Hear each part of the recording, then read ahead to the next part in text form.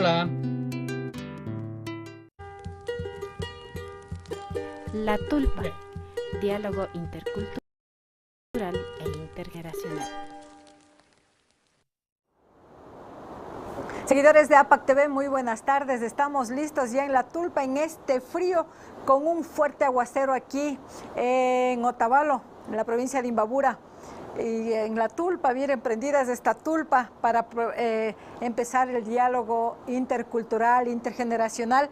Ahora con un invitado, siempre los invitados a La Tulpa son especiales, quienes nos transfieren conocimientos y nos explican los proyectos que tienen para desarrollar al Ecuador, para desarrollar las comunidades de la patria ecuatoriana. En esta ocasión estaremos conversando con el señor Luis Maldonado Ruiz, ex subsecretario de Nacionalidades, Pueblos y Movimientos Sociales de la Secretaría de Derechos Humanos.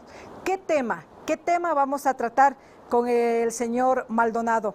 El fortalecimiento de las economías comunitarias en los territorios de los pueblos y nacionalidades indígenas, afroecuatorianos y montubios. Así que si usted quiere enterarse más sobre este tema, comparta el diálogo, esta conversación con Luis Maldonado, comente, pregunte. Estamos en vivo y en directo y usted alguna duda que tenga estará encantado con toda la predisposición de despejar las dudas que tienen. Así que iniciamos La Tulpa. Volvemos en breves segundos.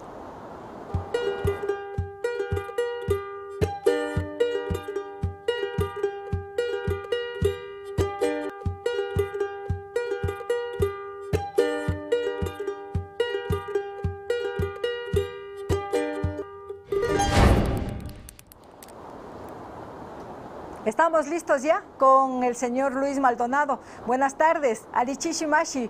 Bienvenido a La Tulpa con un aguacero tremendo acá en la provincia de Imbabura, en el cantón Otavalo, y alertamos de pronto si se nos corta la señal, la conectividad de La Tulpa es por el fuerte aguacero. Bienvenido. muchas gracias a APA por la invitación y bueno, decirles que yo estoy acá por San Bolquí, cerca de Quito. Acá no está lloviendo, pero sí hemos sentido también un poco de Un frío. poco de frío. Así que un saludo a todas y a todos los televidentes y oyentes de APAC TV. Muchas gracias, Luis. Para conocerle un poco más a Luis Maldonado, especialmente esas nuevas generaciones que están ávidos de conocer qué es lo que han hecho o siguen haciendo los grandes líderes del Cantón Otavalo, que han tenido incidencia en el desarrollo de los pueblos y nacionalidades del Ecuador. Luis Maldonado, ¿dónde nació? ¿De dónde es Luis? El Bueno, paisano Luis. yo soy de Imbabura. Nací en la comunidad de Peguche, aunque viví todo el tiempo pues, de niño y de adolescente en Otavalo, y ya para los estudios acá en la universidad pues vine a Quito, y desde ahí pues digamos he estado itinerante, ¿no? Por décadas, volviendo a Otavalo, luego retornando a Quito y bueno, haciendo algunas actividades que siempre han estado vinculadas pues al tema relacionado al movimiento indígena, a los temas sociales, culturales y políticos, ¿no? Que han sido de las actividades que he venido realizando en toda mi vida. Eh, bueno, desde un punto de vista más político, fui parte del equipo que constituyó la CONAI en el año 86. Yo estuve desde el 82 apoyando en ese proceso. Luego impulsé también una campaña a nivel nacional e internacional, que fue la campaña de los 500 años de la especie indígena y popular. Posteriormente estuve haciendo una representación también a nivel internacional, en Europa, en Holanda, haciendo un trabajo especialmente con el tema de los de los migrantes y comerciantes otavaleños en Europa. Posteriormente fundé también al retorno de ahí el Centro de Estudios Pluriculturales CEPCU. Luego fui asambleísta constituyente en el 97. Posteriormente asumí también la Secretaría Ejecutiva del Consejo de Igualdad, del Consejo para el Desarrollo de los Pueblos y Nacionalidades en el Ecuador. Posteriormente asumí también el Ministerio de Bienestar Social y dirigía el Frente Social del gobierno en esos años. Estoy hablando del 2000 al 2023. Y bueno, desde que salí, digamos, de ese ajetreo ya más político, me dediqué a la parte de investigación y el tema académico, así es que estuve por 10 años desarrollando la propuesta de la Universidad Intercultural de América Latina y del Caribe, con 20 países que trabajamos en ese tema, y ahí incluí lo que se denominó la Cátedra Indígena Intercultural. Bueno, incluido ese proceso, aquí en el Ecuador constituimos también la Escuela de Gobierno y Políticas Públicas para Nacionalidades y Pueblos Indígenas, y con eso, pues, cuando se dio ya la situación de crisis, un amigo que hace muchos años me invitó a que colaborara con él en asesorarle en un tema de crear una dirección para pueblos indígenas en la Defensoría Pública, y de ahí pues ya me involucré en el ámbito puramente público y he estado como asesor también del Ministerio de Derechos Humanos y Justicia, y posteriormente el Ministerio de Gobierno, luego en el Consejo para la Igualdad de Nacionalidades y Pueblos, en el que desarrollé toda lo que es la propuesta digamos, del plan para la igualdad de nacionalidades y pueblos, que es digamos, la concretización, ¿no?, de las políticas públicas orientadas a pueblos indígenas, que en este momento están aplicando ya en los procesos de planificación de los gobiernos locales, ¿no?, los GATS. Qué bueno. Y pues he pasado luego a una invitación también que me hicieron, porque tenía ahí un interés, yo diría, particular, que era sacar este proyecto que hoy vamos a conversar, que es un macro proyecto, ¿no?, orientado al fortalecimiento de las economías comunitarias, que tiene que ver con el cumplimiento de una conquista fundamental que se logró en la nueva Constitución, que es el paradigma, ¿no?, del suma causa y el buen vivir, cómo esto lo hacemos en la realidad. Y bueno, nos quedamos escuchándole a don Luis Basto, y eso que deben faltar muchas otras profesiones o talleres, o de pronto conferencista a nivel nacional e internacional, pero usted saque las conclusiones, seguidor de APAC TV o seguidora de APAC TV, para conocer que hay personas que propenden a que los derechos de pueblos y nacionalidades sean respetados. En este proceso, don Luis, en este proceso de aquí de Otavalo, irse a Quito, en todo ese proceso a nivel internacional también que usted acaba de mencionar, ¿cómo ha logrado usted y otros compañeros más que seguro le acompañaron, que se visibilice a los pueblos y nacionalidades del Ecuador a nivel internacional? Bueno, la manera de y nacionalmente también, ¿no?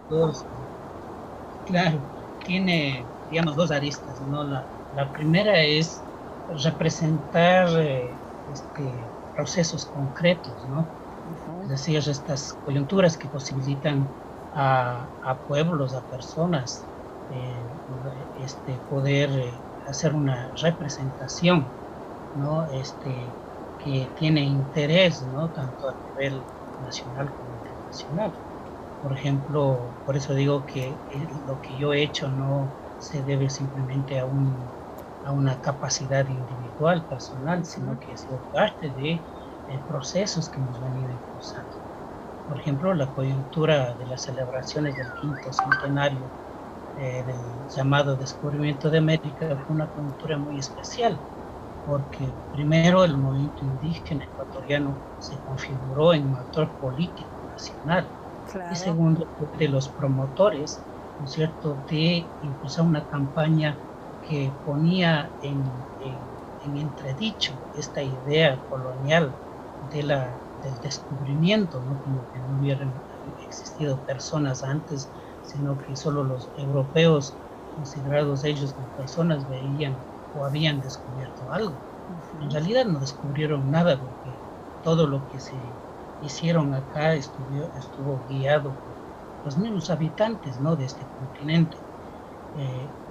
El otro tema es también la producción, ¿no es cierto?, a nivel de pensamiento que ha venido desarrollando nuestra gente en varios ámbitos, en el ámbito comercial, en el ámbito artístico, académico, en el ámbito de los conocimientos, de la academia, obviamente. Entonces, eso también ha tenido una incidencia muy importante al nivel internacional. Ven ustedes, un debate no es una cuestión que, digamos, con una media hora o una hora suficiente. Hay debates que han durado 20, 30 años para poder concretizarse en cosas concretas. Por ejemplo, la Declaración de las Naciones Unidas sobre los Derechos de los Pueblos Indígenas duró 25 años para que se apruebe. Claro. Es un tema que yo tuve también la posibilidad de participar algunos años en eso. Y qué importante, y qué importante, Luis, traer a colación esto, porque a propósito de las movilizaciones, de las manifestaciones, la reivindicación de los derechos de pueblos y nacionalidades, recién nomás en el 2019, en octubre, y ahora la semana pasada, mucha gente no entiende los procesos o lo que han tenido que pasar muchas organizaciones indígenas, montubias, afros, para poder llegar a esto. 25 años, don Luis nos dice que tuvieron que recorrer para ser reconocidos legalmente. Y qué decirles a esas personas cuando dicen y de gana salen a protestar, de gana están manifestándose. Si han sido pobres, siempre manifiestan que han sido pobres y hasta hoy siguen siendo pobres, y que nos dejen trabajar los indígenas que solamente salen a las calles. Obviamente es un desconocimiento que hay, ¿no? La realidad que se vivió hace solamente 20 años atrás, ¿no es cierto? Es muy distinto a lo que se vive ahora. Por decir algo, en relación a los pueblos indígenas, digamos, en el caso de nuestra provincia, hace 40 años atrás un mestizo tenía el derecho de coger a un indígena en la calle y exigirle que le traiga agua o que vaya a su casa, ¿no? Esa era la relación que teníamos. O cuando yo fui a la universidad, por ejemplo, no podía entrar a los restaurantes, ¿no? Porque era indígena. No, es que no nos dejaban entrar, porque estaba prohibido, ¿no? Entonces, lo que vivieron nuestros padres, ¿no? Incluso yo mismo al inicio, pues para entrar a la escuela o al colegio tenía que cortarme el pelo, ¿no? Para poder entrar a las escuelas, en fin. O sea, esa situación de exclusión, casi un apartheid, diremos, como se dio en África, también lo vivimos nosotros.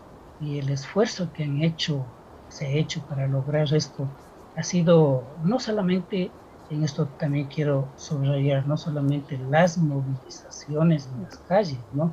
Eso es importantísimo, es necesario hacer presencia, hacer escuchar la voz, hacer sentir a las autoridades que hay personas que están en desacuerdo con determinadas políticas, pero también es importante la capacidad de poder hacer propuestas, de saber dialogar, de concretizar esos esfuerzos que realiza la gente al salir a las calles, inclusive muertes, ¿no? Así Eso, es. eso también es un tema que hay que honrar la memoria de esas personas, pero la mejor manera de honrar esas vidas es mostrando productos concretos que se han logrado elevar para que pueda resolverse, por lo menos básicamente, los problemas de sobrevivencia, de vida de la gente, ¿no? Y Porque esos, esta situación de pobreza, digamos, no es que los indígenas, la gente es pobre porque así es su destino, es porque nos han empobrecido. ajá, ¿Sí? Son los sistemas económicos, los sistemas políticos, los que reproducen esas condiciones de pobreza, ¿no? Por eso, mira, el movimiento indígena, desde su nacimiento, ¿no es cierto?, es un movimiento emancipador, porque es antisistema, porque es un proyecto de transformación, ¿no? exacto. Entonces, el mismo hecho, por ejemplo, a mí me agrada mucho que usted, por ejemplo, haya empezado este diálogo hablando en quichua. Eso no se podía escuchar hace, hace 20 años, Y 30 me años gustaría atrás. aprender a conversar Y así fluidamente. en esa medida, por ejemplo, solamente el hecho de que un mestizo hable el quichua está haciendo un acto, ¿no es cierto?, de emancipación, porque el quichua ha sido sometido también a un Claro. nivel de dominación, ¿no?, de exclusión, de ocultamiento. Entonces, miren, son estos elementos que a veces no lo tomamos, no lo vemos con valor, que ha hecho que nosotros vayamos poco a poco siendo actores políticos, que los Con gobiernos poderes, tienen que con un escuchar poder de decisión, ¿no? directamente. Con Así poderes, es. con poder de decisión sobre todo. Y qué mejor explicado, don Luis, para las personas y organizaciones, instituciones, inclusive autoridades que no entienden porque solamente nos chocan, nos limitan el trabajo, estamos en confinamiento y otra vez salen los indígenas, disque, por un mejor nivel de vida. Pero ya explicó y esperamos que tomen conciencia. Usted hablaba de un plan de igualdad conciso, don Luis, para entrar ya en el tema que nos convocó a la Tulpa. ¿Qué es este plan de igualdad para pueblos y nacionalidades? A ver, este plan es una, es un documento que refleja una consulta realizada incluso en este caso, por lo menos unos 2 años de consultas que se realizaron a las diferentes organizaciones de pueblos y nacionalidades. Y cuando me refiero a pueblos y nacionalidades, estoy hablando de indígenas, de afroecuatorianos y montubios, que en total representan casi el 22% de la población del país. Entonces, ahí se recogen las principales planteamientos, ¿no es cierto?, en base a los derechos que tienen estos sectores para que estos se puedan plasmar en planes y programas específicos. Este documento entonces se vuelve un documento oficial, así como es un plan de gobierno, por ejemplo, ¿no? Ya. Que necesariamente tiene que ser tomado en cuenta y rendir cuentas, además de lo hecho de ese plan de gobierno. En este caso, para los pueblos y nacionalidades también es este plan de igualdad. Entonces, obviamente, el Consejo de Igualdad está encargado de elaborar y de aprobar este proyecto, esta agenda de igualdad y plasmarlo con instrumentos específicos para que todas las entidades públicas, ¿no?, esto es al nivel nacional, al nivel de los gobiernos locales, inclusive de la empresa privada, tienen que cumplir con estas políticas públicas. Por eso son políticas públicas, Claro. porque son obligatorias. ¿no? Entonces, y estos además, el incumplimiento de estos debe tener sanciones. Entonces, esa es la fuerza de esta agenda, ¿no? Este plan. Como una política pública nacional. Ahora, hay que evaluar, y por eso es importante que, y tal vez ustedes necesitan, y sería muy bueno que pudieran promover igualmente sobre este tema, un espacio como este, para que expliquen qué es esta agenda. Claro. ¿Y cómo se pueden beneficiar? ¿Cómo nos podemos beneficiar? ¿No? Eso le vamos a tener en cuenta, el plan de igualdad. Le vamos a poner en agenda para conversar de pronto con usted mismo o con otra persona que usted o vamos a buscar para ampliar este plan de la igualdad, porque muchas veces por desconocimiento no se puede adquirir algunos beneficios, ¿no? Ahora sí, nos vamos a un ligero corte comercial, don Luis, y vamos a retornar para conversar sobre el proyecto de fortalecimiento de las economías comunitarias en los territorios de los pueblos y nacionalidades indígenas, afroecuatorianos y montubios. Con gusto.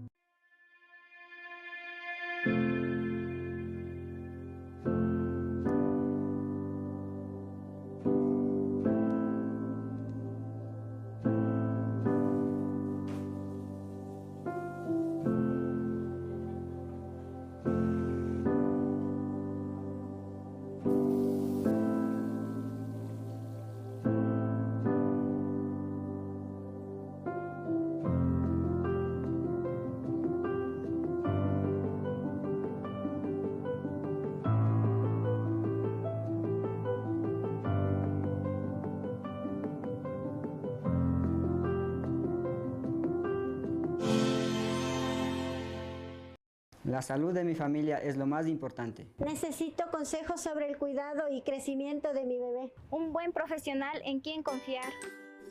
Acuda con confianza al consultorio del Dr. José Terán, médico pediatra.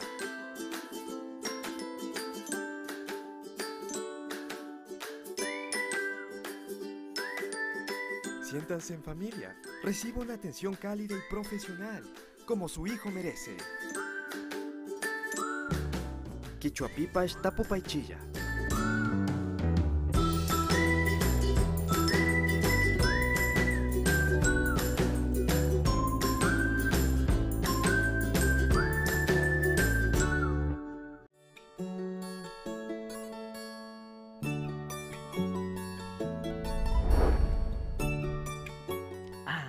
Hasta sumag yakubu. Tutamandapika may ajikachini kunukya yakuta ufianata. Astawan shinji kaitami karawan. Tukuyami kausangapaka yakuta mutsunchik. Nachu, chaymanda ñukanchik ufiana yakuka alipacha yakumikana. Ecuador manda UNICEF ukuka picha watamanda urayman chari wawakunaka chusku wawakunata shuk wawaka yarjay unguita chari nin. Imacha mana allí yakuta charinmandami chasna kanninmi. En la zona rural de Imbabura, por ejemplo, a los guaguas les da diarrea y tienen parásitos porque el agua que consumen tiene bacterias. Ñakutin, unguna huspaka, imaginashi allí shinji wawakuna wiñanga. Este es un mensaje de FOSI, con el apoyo de UNICEF Ecuador.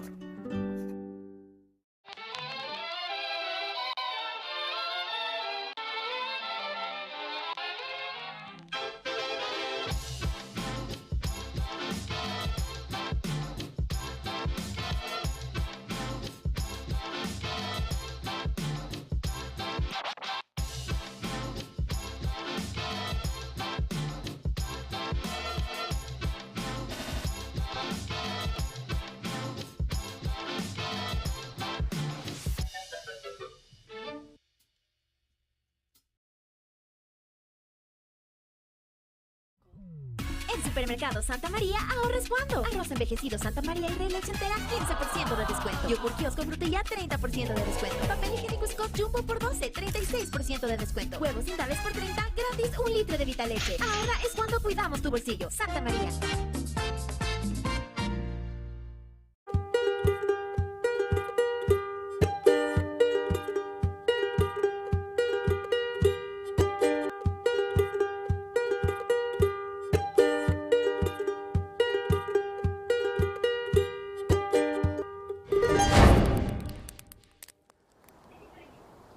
Y seguimos en APAC TV, en La Tulpa, en este diálogo intercultural, calentándonos un poquito con esos conocimientos de don Luis Maldonado.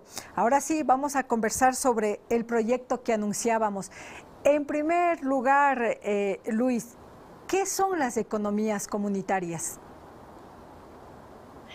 Bueno, esta idea de las economías comunitarias no es nada en realidad novedoso, es simplemente la referencia que se hace a las formas propias económicas que tienen los pueblos y nacionalidades, ¿no? Es decir, estas formas que no son, no tienen la lógica de rentabilidad, la lógica, digamos, capitalista, ¿no? Sino que son las formas como los pueblos indígenas han logrado pervivir a pesar de, diríamos, 500 años de dominación y de explotación. ¿Qué hacemos? Entonces, ¿a qué prácticas, a qué instituciones hacemos referencia cuando hablamos de las economías comunitarias? Es a la visión, ¿no? que las economías están enmarcadas en un territorio, que sus miembros o las personas que viven en ella, además articuladas por elementos de identidad, ¿no? cultural, tienen prácticas que les ha permitido resolver los principales problemas, ¿no? de sobrevivencia. Por ejemplo, uno de estos elementos importantes es la reciprocidad, ¿no? Es decir, la práctica de dar para recibir. Y esto, por ejemplo, ha posibilitado que las familias a nivel de las comunidades puedan ayudarse mutuamente, puedan resolver el tema de la preparación de la tierra, por ejemplo, ¿no? de la cosecha, y las también mingas. A través de las mingas, por ejemplo, ¿no? Pero también de las prácticas, digamos, cotidianas que se dan. Es decir, si yo en una fiesta apoyo a alguien, pues moralmente, éticamente, socialmente estoy obligado a devolver. Y esto hace que mientras más dé, ¿no es cierto?, recibo también de la misma manera o más. Por eso es que en nuestras comunidades, por ejemplo, una familia, por más pobre que sea, ¿no? Puede hacer una fiestita de unos 2 días, 3 días, no porque tenga una capacidad económica individual, sino por su práctica de reciprocidad. Entonces, todos los que han recibido el apoyo de él, sea digamos, en especies, ¿no? o solamente con su presencia, van luego a corresponder lo que él ha dado. Y por eso es que en una fiesta hay abundancia.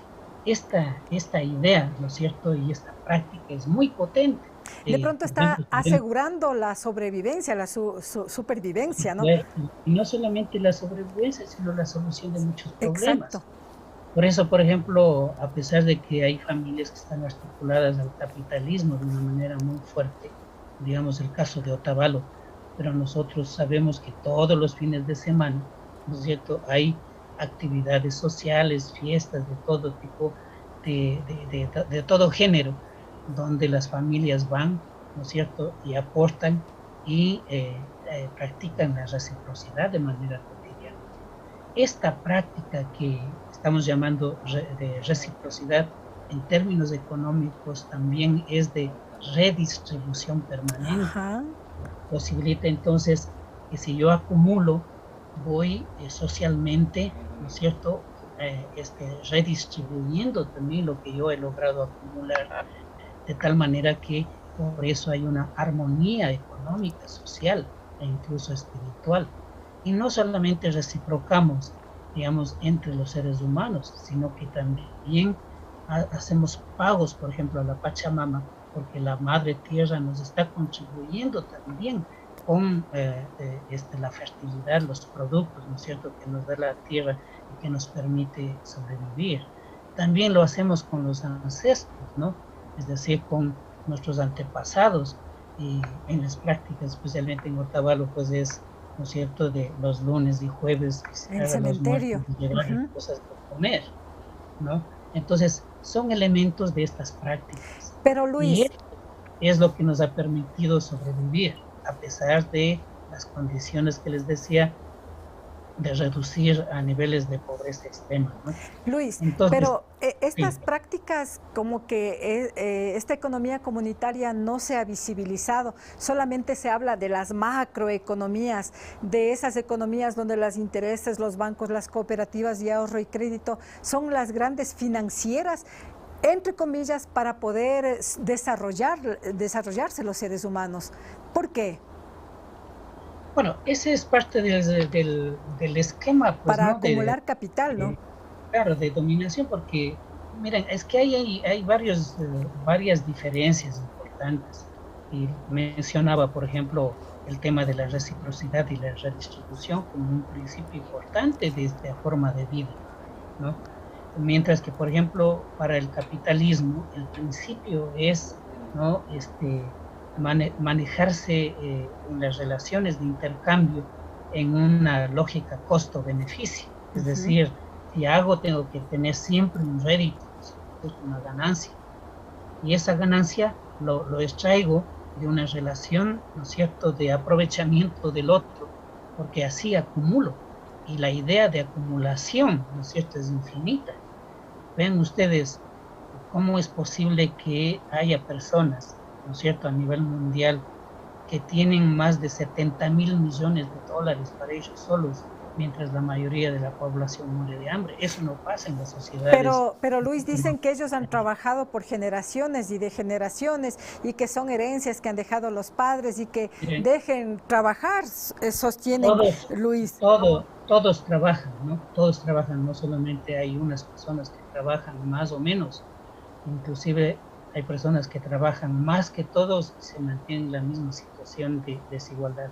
Por eso es importante el Estado, porque el Estado debería regular y hacer que de esos beneficios que reciben, ¿no es cierto?, estas iniciativas individuales, pues se distribuyen, ¿no?, a los demás para lograr una sociedad, digamos, más justa socialmente.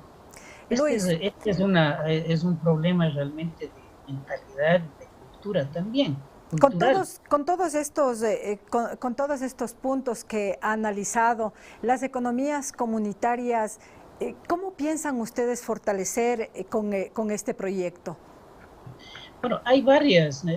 Yo, digamos, con más familiaridad estoy hablando sobre el tema de Otavalo, pero no hay una sola economía comunitaria, hay diversas, ¿no? Y se desarrollan en distintos ámbitos y con distintas características. Por ejemplo, ¿cuál es la economía del pueblo Sáchila, por ejemplo, en la costa, ¿no? O los chaches o los aguá, que viven en una zona en un ambiente de bosque, ¿no? La lógica de su economía es muy distinta a la de los otavaleños. O pongamos el caso de los Wao, ¿no?, o de los Zápara en la Amazonía, pues en la selva, eso tiene otras características. El problema es que siempre nos han educado y nos han puesto como referente ver la economía de mercado como, digamos, la economía que va a resolver todos los problemas, cuando mundialmente, ¿no es cierto?, estamos viendo que una economía como esta está dañando al planeta e incluso va a ser la causante de la desaparición de la especie humana si continuamos como estamos. Por eso es que incluso todos los pensadores críticos de la misma Europa, de la cultura occidental, están planteándose alternativas, ¿no? Han venido planteando por eso el desarrollo, por ejemplo, sostenible, ¿no? El desarrollo, por ejemplo, humano, el desarrollo en base al respeto a la naturaleza, etcétera. Están buscando soluciones a este sistema que en realidad nos está llevando a una situación de crisis a nivel mundial. Por eso hoy se empieza a ver como alternativas estas otras formas de vida, ¿no? No solamente de economía, ¿no es cierto?, que posibilita una relación más armónica con la naturaleza, inclusive desde un punto de vista del conocimiento, ¿no? Lo que se está viendo en la actualidad es el desarrollo de una epistemología, una forma o de los mecanismos o los medios de cómo crear conocimiento, pero que estén más allegados a la relación con la naturaleza, esa armonía, no como se veía en el tiempo de los ilustrados hace 2 siglos atrás, en las que se consideraba la naturaleza como el enemigo, ¿no? Como claro. el elemento de apropiación y de dominación a la naturaleza. Pero sobre todo, Luis, que los propios habitantes, los propios seres humanos de su territorio, sean quienes gobiernen, quienes tengan acceso a estas oportunidades. Esa también es uno de los puntos del proyecto. Ese es un elemento también importante, y gracias por señalar, porque la economía no es solamente la producción, la economía es también la organización, la economía es la planificación, ¿no?, en un territorio. Es decir, ahí las autoridades, por ejemplo, comunitarias, tienen que tener un rol concreto, específico en la producción. Y ahora lo que se ha quedado, por ejemplo, es en nuestras comunidades que la economía, ¿no?, es un asunto de la familia, ¿no? Y en esto, pues, no somos tolerantes en que una autoridad comunitaria se meta en la dinámica de producción que estamos haciendo, y este es un error grave. Por ejemplo, veamos el caso de Otavalo con las artesanías. Todos producimos lo mismo, no hay planificación en la producción de la artesanía. Por eso, cuando sale un producto, ¿no es cierto?, a la siguiente semana hay competencia y los precios se caen. Lo mismo en la agricultura. Por ejemplo, yo en la provincia de Chimborazo he podido comprar un quintal de papas a $1, mientras en Guayaquil están vendiendo a 30, 40 dólares. Entonces, ¿qué es lo que está ocurriendo? No hay un comercio justo, ¿no? La producción, ¿no es cierto? No solamente es eso, sino que no hay organización, no hay planificación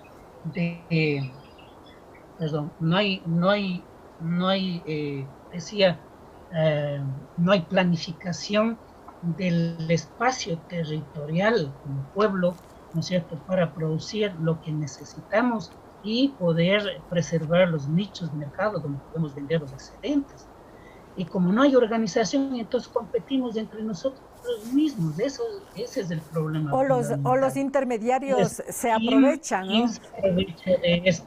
Los intermediarios, obviamente. Entonces, toda la inversión del Estado, toda la tecnología que se desarrolla, el problema es que el único que se aprovecha es el intermediario y la situación de la gente. Y en este proyecto, don Luis, ¿quiénes nomás van a ser beneficiados?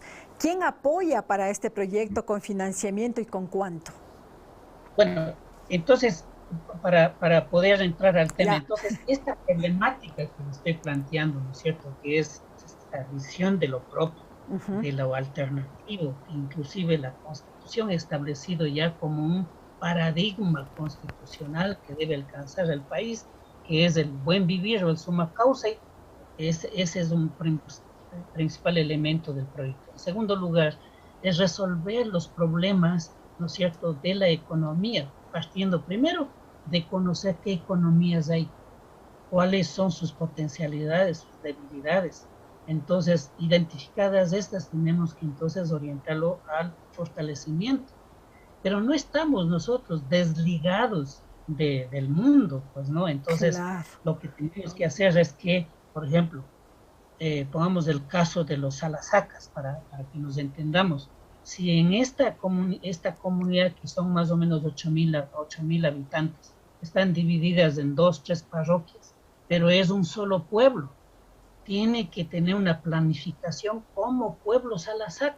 No podemos hacer una planificación para una parroquia, para la otra y la otra, ¿no es cierto? Sino que ese pueblo debería tener una sola planificación de su economía.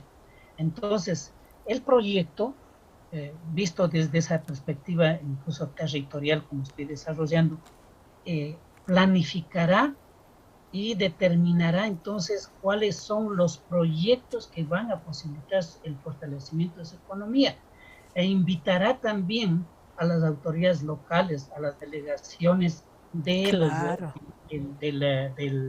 los distintos ministerios, a la cooperación nacional, a las ONGs, a todos los actores que estén involucrados, para que todos, en una suerte de minga, ¿no es cierto?, pongan el hombro para poder resolver los principales problemas que implican el fortalecimiento de esa economía.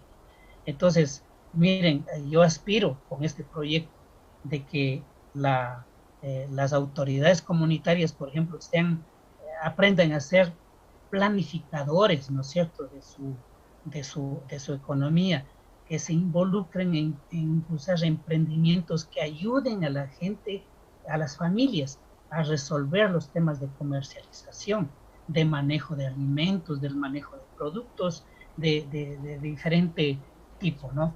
Este es un tema que en realidad no se ha trabajado y por eso es importante este proyecto. Ahora, ven, muchos dirán, bueno, ¿cómo es que en esta situación se ha buscado recursos del Banco Mundial para que se financie este proyecto, ¿no? Es importante tomar en cuenta aquí que a veces se juzga de esa manera desde un punto de vista ideológico. El Banco Mundial es un organismo multilateral del cual es el Ecuador parte. Tiene 150 países que son parte del Banco Mundial. Es decir, los dueños del banco son estos países, ¿ya? Entonces, y esto es lo que hacen es entregar en préstamos recursos, ¿no? Con bajos intereses y a largo plazo. Vamos luego a ver, tal vez alcancemos un poquito a ver las láminas, pero entonces... ¿Con cuánto aporta en este caso para el proyecto el Banco Mundial? ¿Y quiénes serán beneficiados? Son 40 millones de dólares, ¿no? Por eso es un macro proyecto y en el marco del endeudamiento que ha hecho el Estado, realmente es una ínfima cuantía. Claro, ¿no? así es. Para miles de millones, ¿no?, que se conceden a grandes empresas, ¿no? Claro, de 40.000 millones de dólares que son los créditos que se han otorgado en los últimos, la última década. 40 millones de dólares no es en realidad nada. Y por eso ¿Qué pueblos van a ser beneficiados y cuántas personas serían?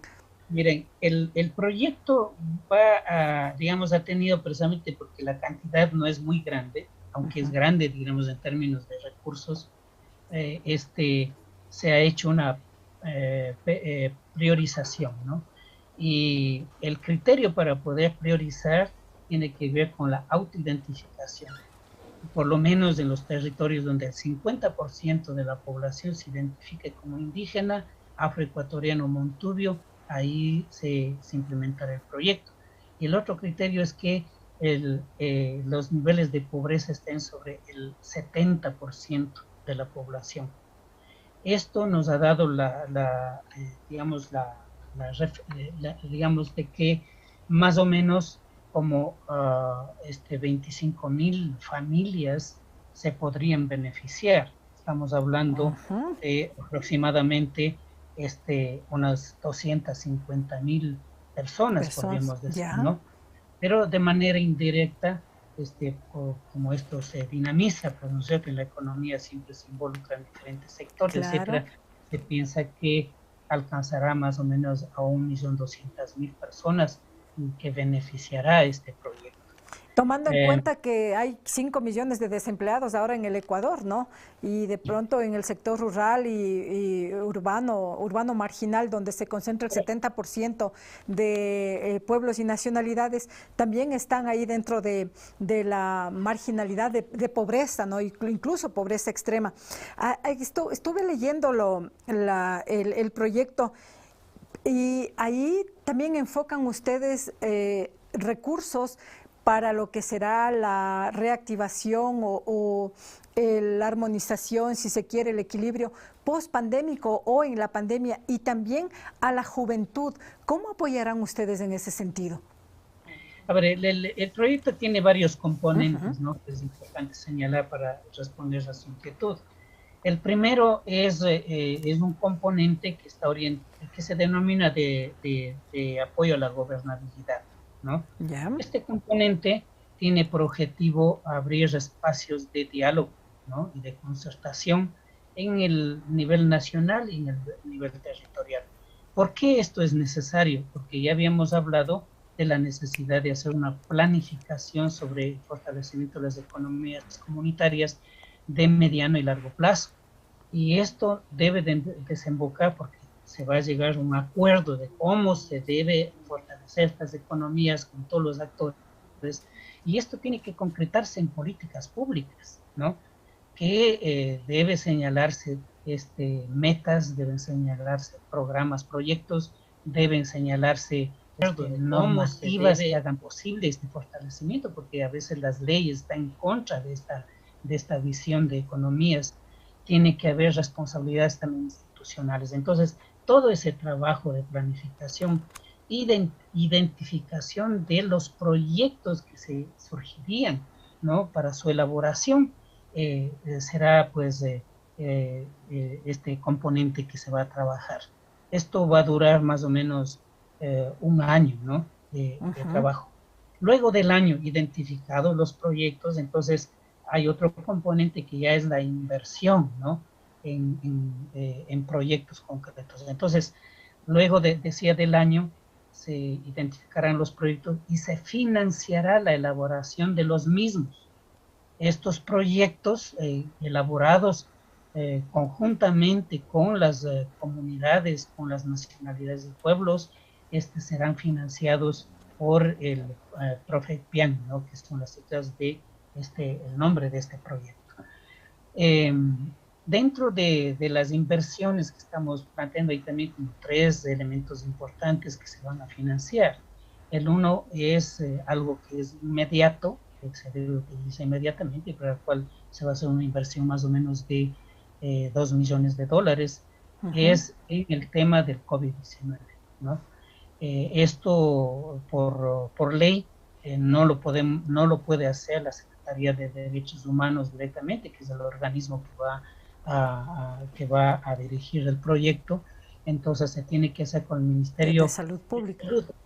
¿Ya? Y entonces ahí se va a determinar cuál es la mejor manera de apoyar a las nacionalidades y pueblos en este tema.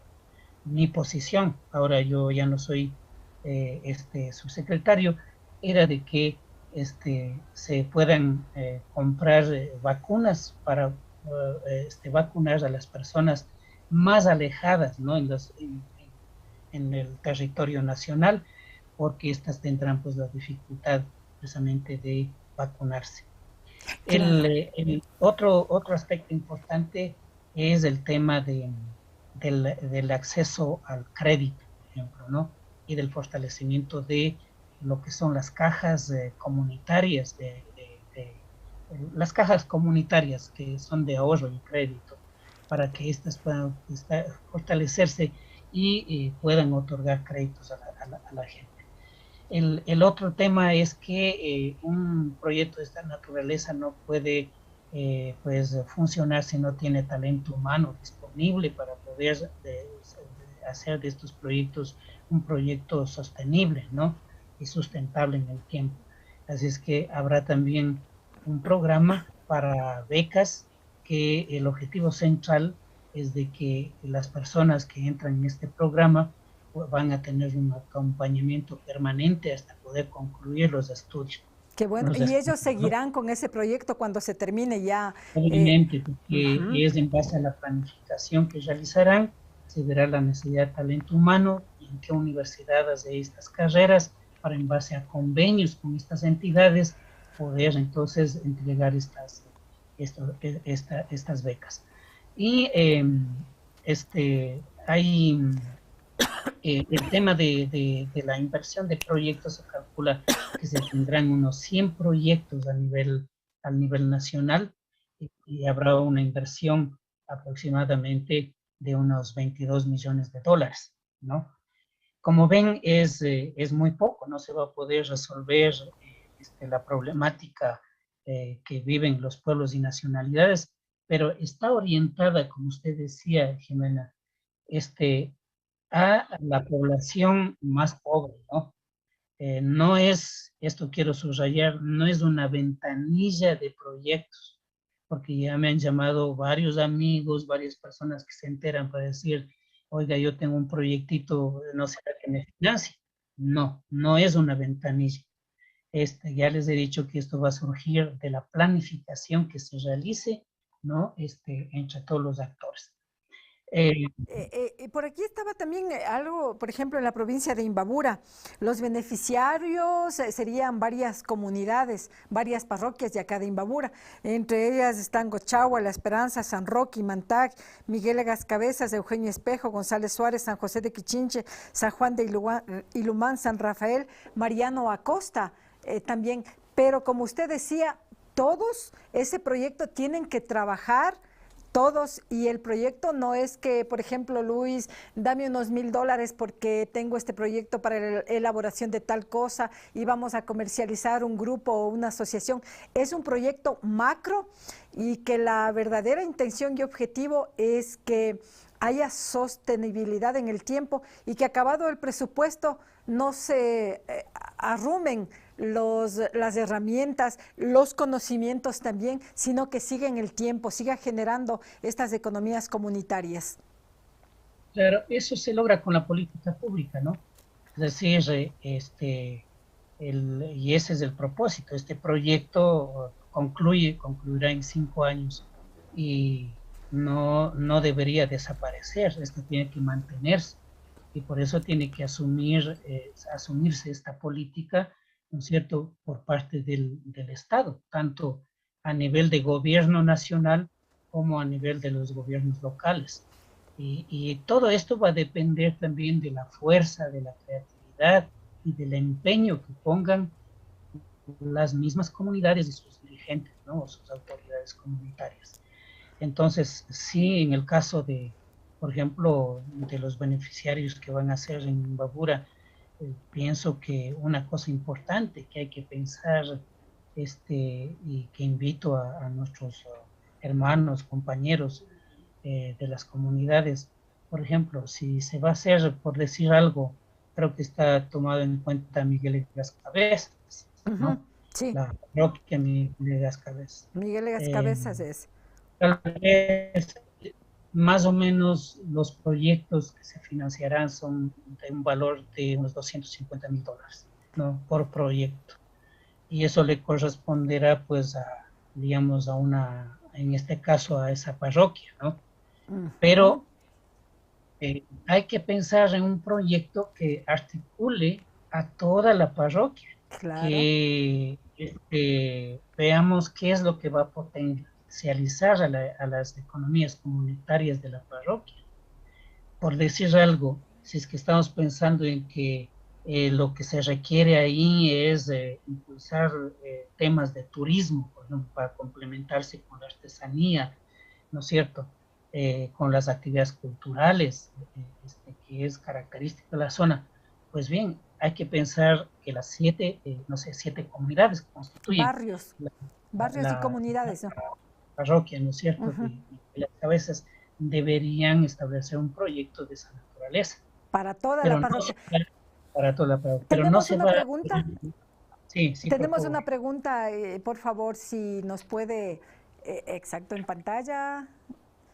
Rimay, ¿La aplicación para estos recursos será solo para personas jurídicas o también pueden personas naturales? Es la pregunta de Rima y don Luis. No, son solo organizaciones, ¿no? Ya hemos dicho que esta no es una iniciativa de carácter individual, ¿no?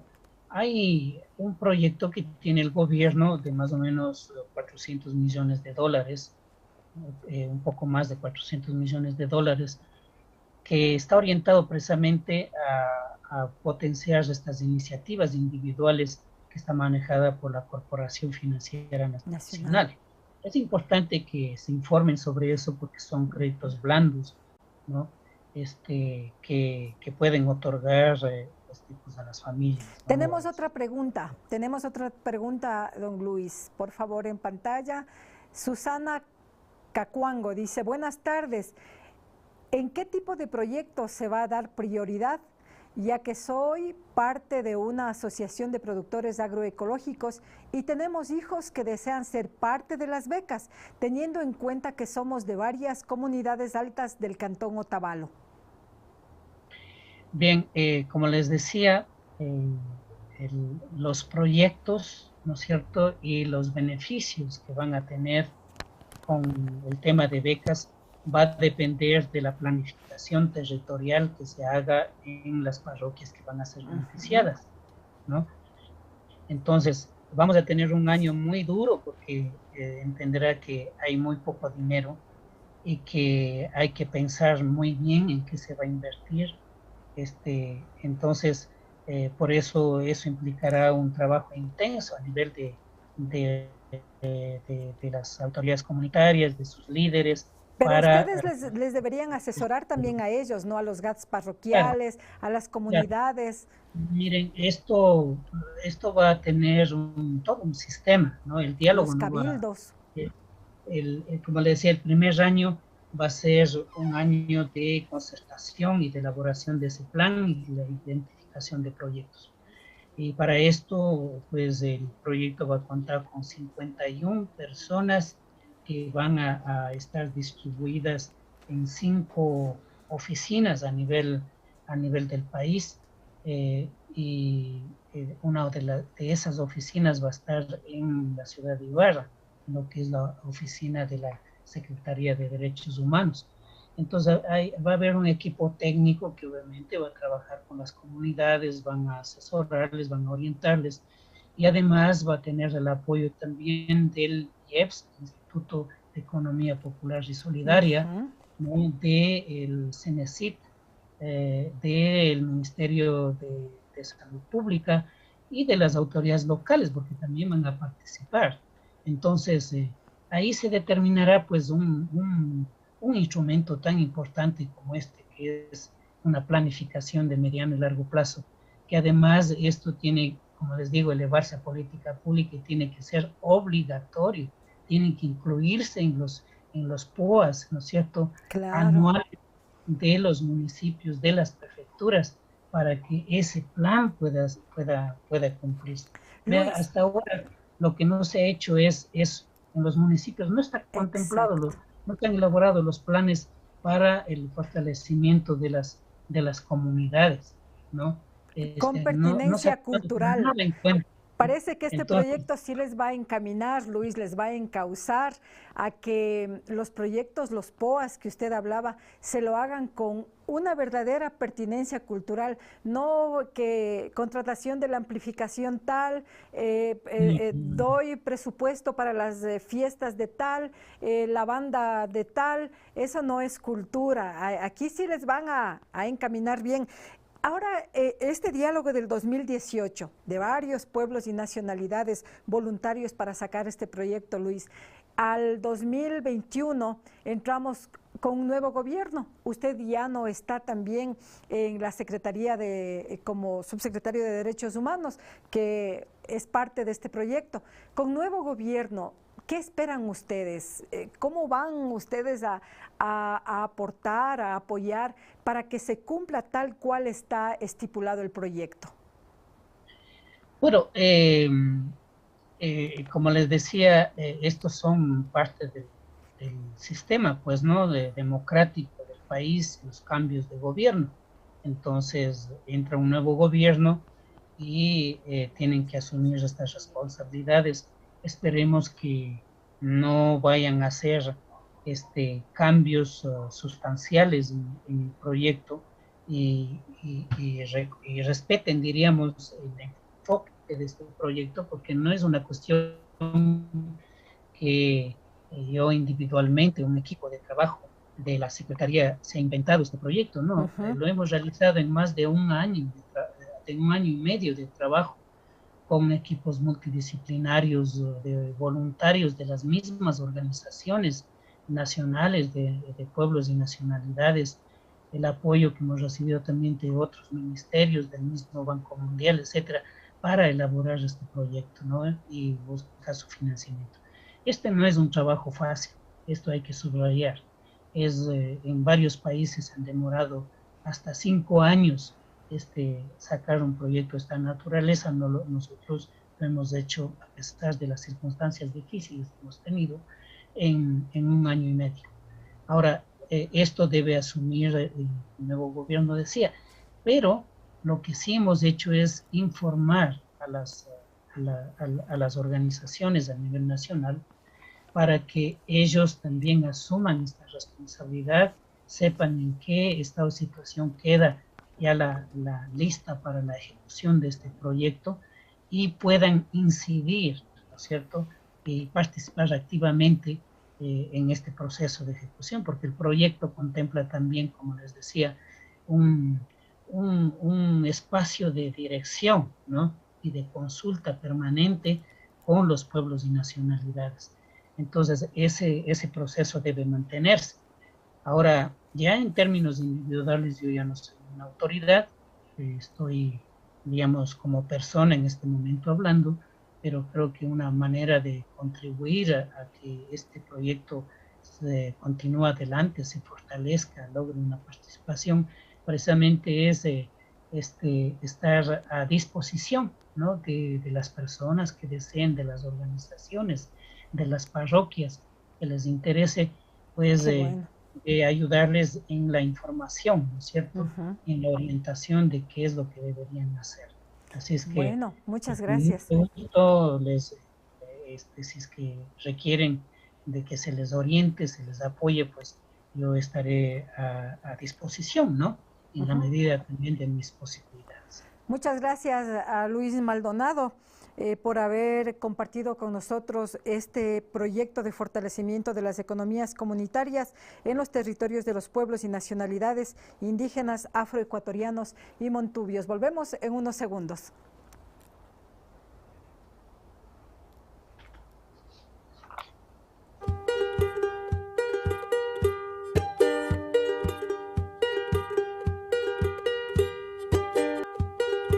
Ya, bueno, se terminó.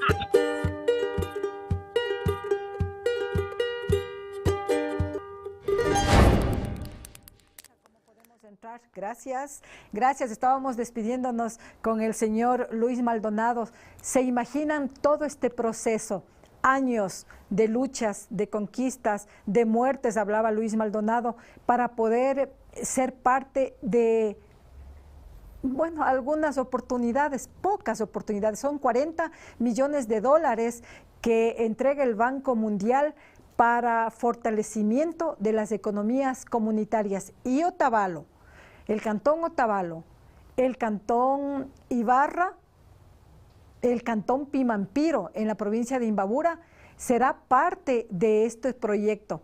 Y si usted, presidente del GAD parroquial, si usted cabildo o los que nos están mirando dicen, voy a decirle de este proyecto a nuestro cabildo, a nuestro líder comunitario, a las mujeres, a los jóvenes, al GAD municipal de aquí del Cantón Otavalo de Ibarra, si a veces no conocen, y esta es la fortaleza de APAC TV, se transfieren los conocimientos, dan a conocer sobre los proyectos que muchas veces no conocemos cómo están elaborados, cuándo inician, cuándo terminan, quién aporta, quiénes van a ser parte de ese proyecto, y muchas veces no socializan, y el momento que implementan el proyecto decimos, ¿y de dónde salió el dinero?